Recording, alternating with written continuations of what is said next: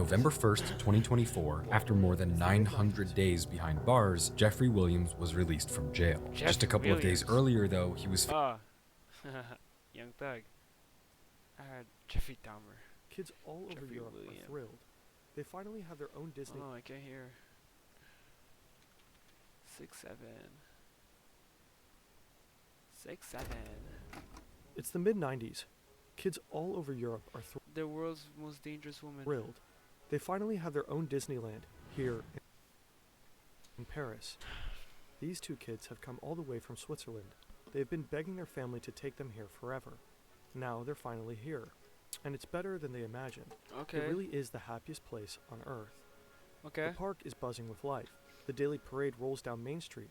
It's like they're in a Disney movie. Right. And behind them, towering above it all, is the park's centerpiece. What's that? Sleeping Beauty's castle. Its golden spires gleaming under the French sun. At first glance, they look like any other family. Right? Perhaps they are diplomats from East Asia, enjoying a day off in Europe. Facts. The siblings watch the parade, but their eyes keep drifting back to the castle, almost like they're imagining themselves inside it, maybe as part of a royal family. The thing is, they are royalty, What you mean, bro? but their life is no fairy tale. When the boy grows up, he'll have his own empire. When the girl grows up, she'll become one of the most dangerous women in the world. US officials see Kim Yo-jong as one of the key regime insiders. Kim Yo-jong had Kim Yo-jong.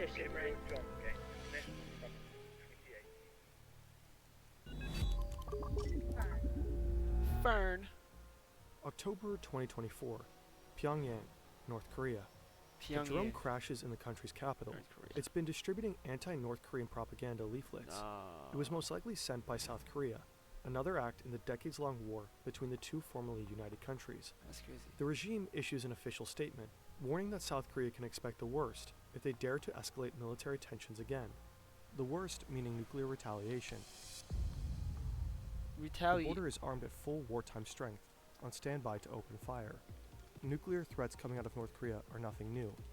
Kim Jong-un has long threatened to annihilate his neighbor and regularly flaunts the regime's growing nuclear arsenal.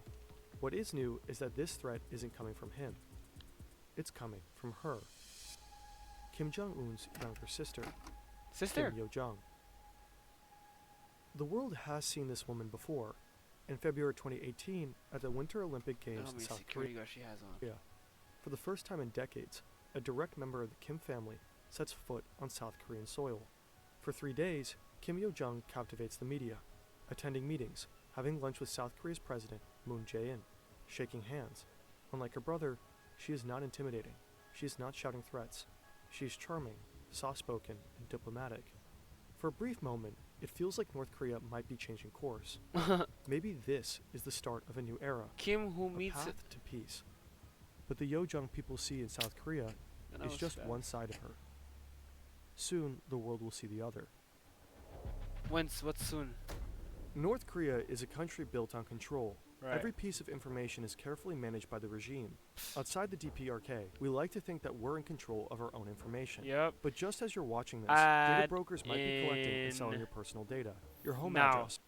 Man, they got me. I ain't even gonna lie to you, son. They got me with the Every ads, act man. of the regime serves a single purpose: ensuring the Kim dynasty's survival. Kim Yo-jong was born in 1987, or maybe in 1989. It's hard to verify. In 2011, Kim Jong-il dies unexpectedly.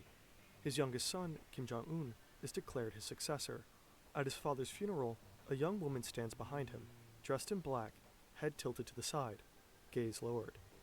She weeps like the others, but unlike her brother, nobody knows her name. Kim Yo-jong has spent her entire life in the shadows. Even inside North Korea, her existence is a secret. No photos, no official mention, no trace of her in state media. But that changes in the chaos of succession. At first, she blends in like any other aide, a quiet, dutiful presence in the background. She carries her brother's clipboard, stands at his side, and holds out a heavy crystal ashtray so the chain-smoking dictator can flick away his ashes. To the outside world, she looks just like another assistant. Right. But if you look closely, she's always there, standing behind him at key moments, ensuring everything runs according to plan. Foreign analysts start noticing her presence. Intelligence agencies, journalists, and defectors all begin asking the same question. Who Who is she? is she? Yeah, I said it at the same time. For Kim Jong-un at least, she's a close confidant, the only member of the family he truly trusts. Maybe that has something to do with her childhood in Europe. Right. Switzerland in the mid-90s. 2 North Korean children enroll in a private school in the city of Bern. Officially, they're the children of diplomats, but their passport names are fake. Nobody knows they are really the heirs What? to North Korea's most powerful family. Here, they're just 2 foreign kids in a country far away from Pyongyang. Right. To their classmates, they seem like normal kids, playing soccer and inviting friends over to their modest apartment, going on ski trips, traveling Europe, and visiting Disneyland. A regular family. Except they're not. 우리는 평범한 집에서 살았고 평범한 가족처럼 행동했다. 나는 그들의 어머니처럼 행동했다. Their mother isn't their mother. Ko Young-suk, their aunt, was sent to care for them in Switzerland. Years later, she defected to the US, where she appears to have been living in secrecy ever since. Wow. Ko Young-suk told the Post she traveled from North Korea to take care of Kim, his older brother, and younger sister when they attended this boarding school in Switzerland. And just like her fake mother, one day the 2 fake diplomat kids vanished too. No warnings, no goodbyes. Jung-un and Yo-jung are pulled from school and sent back to North Korea. Wow.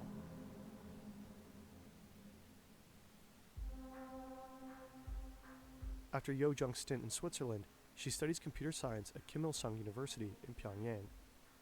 In 2014, 3 years after taking over as supreme leader, her brother is forced to undergo medical treatment. During that time, Yo-jung takes over state duties. By the end of the year, her brother appoints her first deputy director of the party's propaganda and agitation department, a department infamous for controlling every image, every speech, and every news article inside North Korea. In 2017, Kim Yo-jung is officially promoted to the Politburo, the ruling elite of North Korea's single-party system. She now has a seat at the highest table of power. But her true talent remains in propaganda.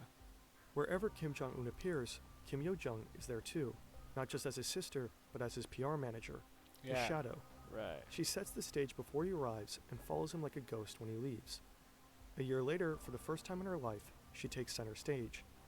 The sister of the North Korean leader Kim Jong-un has become the first member of her family to visit South Korea since the 1950-53 Korean War. Kim Yo-jong is part of a high-level delegation attending the opening ceremony of the Winter Olympics. At the 2018 Winter Olympics, she charms South Korea and the international press. And there seems to You be know a what's strategy crazy? No, I to ain't gonna this. say nothing, bro. For years, Kim Jong-un has been perceived as a ruthless dictator, a nuclear-obsessed madman. Under Yo-jung's guidance, that image softens. She's carefully rebranding her brother's image. In 2018, North Korea suddenly seems to open up. She will be meeting with President Moon on Saturday. If the meeting goes well, some experts say the visit could lay the foundations for a possible inter-Korean summit between President Moon and Kim Jong-un. 2 months later, Kim Jong-un and South Korean President Moon Jae-in meet at the border. They shake hands, they laugh, applause erupts on both sides. That same year, Donald Trump also meets Kim Jong-un in Singapore, a historic summit. Donald The Trump. 2 leaders sit at a large table, Right. signing a historic document, a joint declaration stating that North Korea intends to denuclearize. Next to Trump is Mike Pompeo, the president's Secretary of State. Next to Kim Jong-un is his sister. She stands there, silently watching as the world dares to believe one of its most feared nuclear powers might actually disarm. But something about her feels off. Her appearances, her gestures, her smile, they all seem a little too perfect. Every move feels somewhat calculated. And this is just the beginning. There Right. is very limited immediately available evidence, but from what we know, she fulfills the role of the communicator with South Korea and with the United States. But she was also tasked with the propaganda functions in the party apparatus. That's Ildar Daminov, a political scientist at the Central European University in Vienna. He spent years studying North Korea and its power structures. Studying. Yo-jung appears to be North Korea's top propaganda chief. Since she has taken over, the way the regime communicates with the world has changed significantly.